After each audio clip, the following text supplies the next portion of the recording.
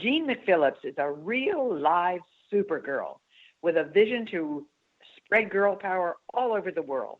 She connects with college girls and young female professionals to help them find their own inner hero and conquer the world. Jeannie has inspired her peers in the fashion and retail industry for over 25 years, most recently as a digital commerce executive. Her work continued as she touched the lives of hundreds of girls in the role of professor at NYU, Parsons, and Berkeley College in New York City. She witnessed the impact of girl heroes and uncovered the power of girls working together to make the world a better place. Now it is her mission to help every young girl find her wings and fly. She has an MBA from the Wharton School, University of Pennsylvania, and a BBA from the College of William and Mary. And she's married to an Irish rogue, Jim, and was blessed with a handsome son, Mark, who is a freshman at Connecticut College. Welcome, Jeanne. Thank you so much, Dr. Gail, for having me. And happy holidays. Thank you. And I received a wonderful gift from you, a wonderful Wonder Woman doll. And, of course, I haven't had my picture taken with her yet, but I will, and I will get it out to you. So you are the epitome. If people could see you in person, they would be really charged up because you are a bundle of energy. So let me start off by saying, what exactly is Supergirls? And you spell that with two L's. So that's Supergirls, Girlls. Yep, with two L's. The second L is for love, because we cannot get enough love in this world.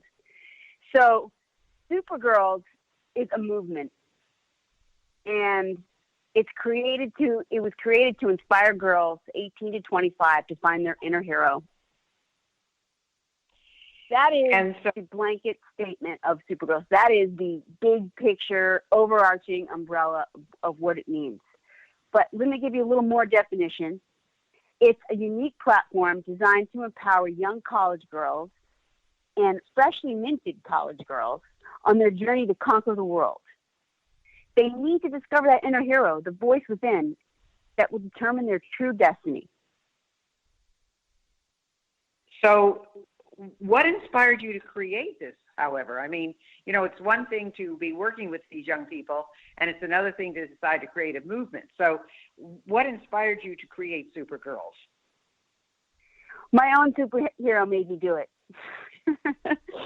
So, actually, a funny story. My husband named me Supergirl a few years back because he just thought I could do anything. I had determination and tremendous tenacity to do anything, a million things at once. And so he nicknamed me Supergirl, actually when we were dating. And so it stuck. And I think it stuck for a reason, because in my own life, I've had to leap tall buildings and slay criminals in your own way. I'm using those, kitschy words. But really what inspired me is this last job that I had, this last position that I had was in corporate America, and we were shaken up, as happens to a lot of people. And I came out of it and I said, there's got to be something bigger out there. There has to be something bigger for me to do, for me to make a mark on the world, than just working for the man. And I've had a lot of jobs in my life, and I've always had this inner voice inside of me saying, there's got to be something bigger. There's got to be something better. And when this happened to me recently, it really charged me up to say, you know what, it's time to give back. And I had been teaching for, as you mentioned, I've been teaching for 3 years and coming into contact with all these young women that were, trying to empower themselves to go out into the world. And I really saw some white space around this girl power that I'm talking about, and helping them realize that they have the weapons they need. They just have to go fight. And what I mean by that is they're getting a tremendous education today and independence, and people are studying abroad. But there's a disconnect between what girls are learning, like at traditional educational institutions, and then figuring out how to take that and do something in their lives that's meaningful and that they're passionate about. And so as I was teaching, I saw this, I saw the opportunity for this, and like I said, I came out of this last opportunity and I was like, okay, it's time. It's time to really do this. I've been wanting to do this for a long time. I've inspired people my whole life and mentored people, but I wanted to really make a movement. There's something really special about girl power and girls together.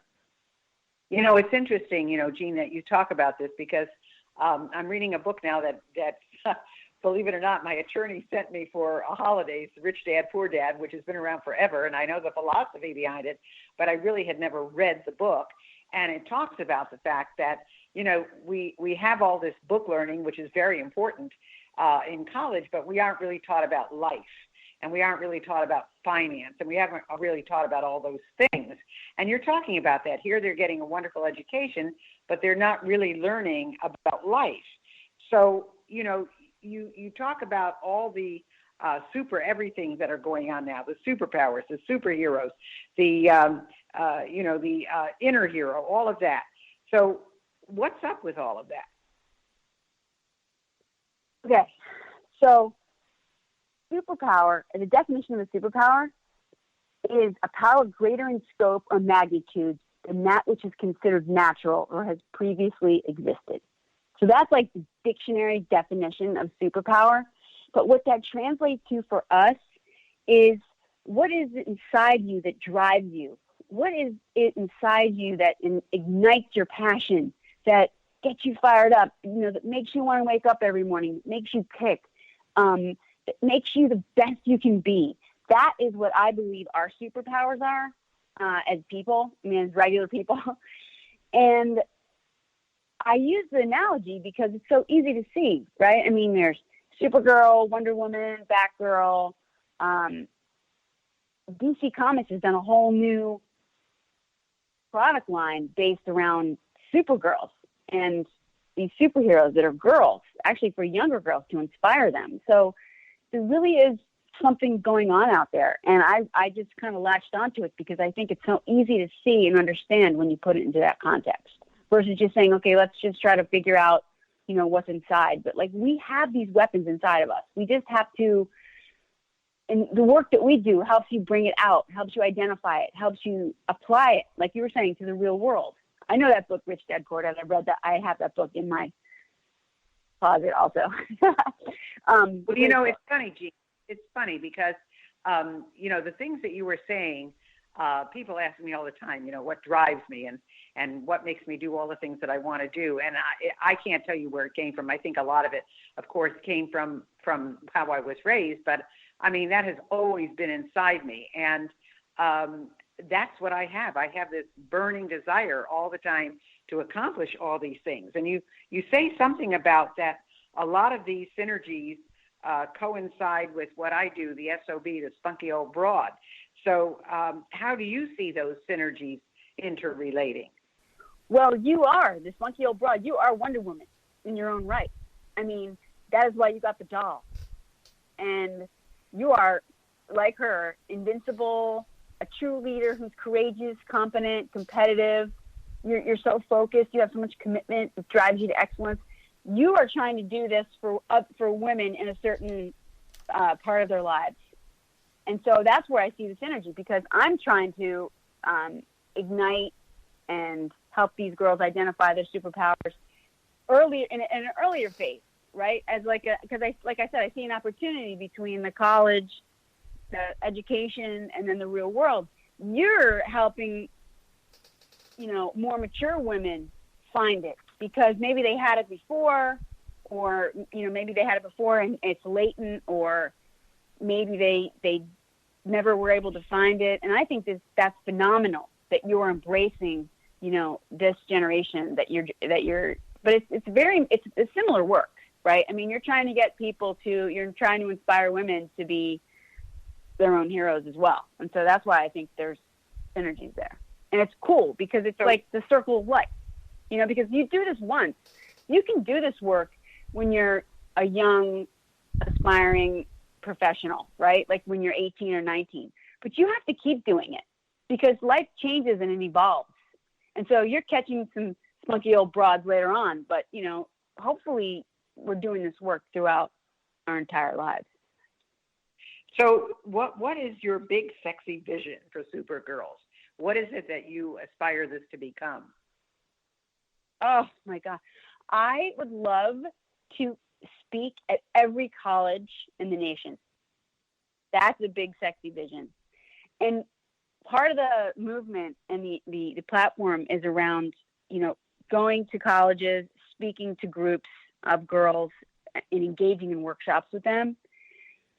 So even sexier than that, on campus live, I would love to have a talk show where I interview, girls, and we talk about the work that we do, because the work involves the proprietary process that I'm developing and how they identify their superpower, and they put together a vision and a game plan. And then the final part of that is connecting with other girls and mentors.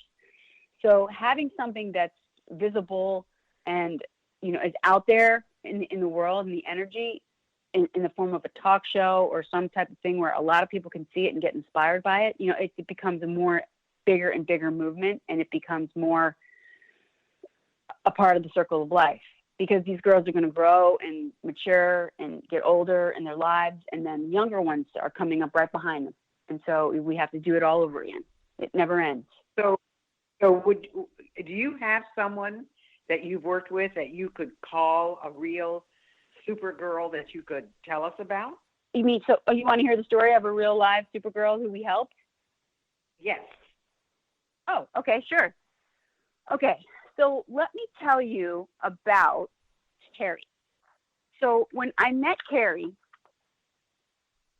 she was a very serious, very focused student at a small liberal arts college in Connecticut. And we were doing a workshop there at the college. So she was a senior. I wanted to make sure I knew what year she was. I couldn't remember. She was a senior. She was centered, deliberate, and accomplished. And what I loved about her was that she spent her last summer traveling in Europe. She met all these incredible people and learned about the many varieties of culture. She was majoring in Italian and French. When she talked about her adventures in France and Italy, her face lit up like the North Star. I was super impressed with her affinity toward language and the romance cultures. But I was super taken aback when she told me she was applying to law school. I was like, what? I was like, why? I didn't understand it. To me, there was a huge disconnect.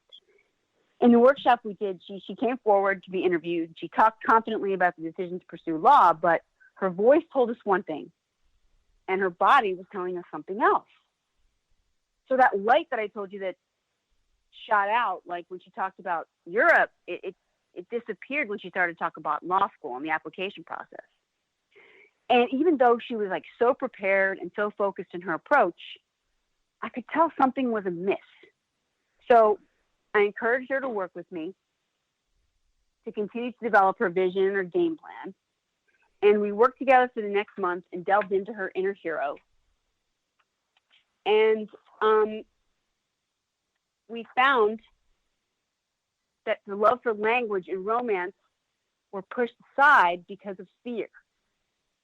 Fear that she couldn't find a meaningful career, fear of her parents' judgment, fear that she wouldn't be able to pay back her loans. But here she was going further in debt with law school. So was this the right decision? So we continued to work together, and she worked the process, and she developed a new direction for her life. She put away the law school application for now, and she pursued a teaching career instead in private education, where she could leverage her love and proficiencies for the languages. She didn't need to major in education or go back to school. She could still focus on her passion and travel in the summers because, as a teacher, she had the summers off. So Carrie worked out this vision after finding her inner hero to help her embrace her strengths and soar. She developed a game plan to get focused, and then she networked with our mentor community to help her find opportunities in this realm. And I can say today she is happily employed at a well-known private high school in New York City and spends her summers in Paris. Oui, oui. Good story. That's fabulous. Yeah, it's interesting. Sometimes you wonder why people decide to do the things they do. I mean, sometimes it's parental pressure, sometimes it's societal pressure.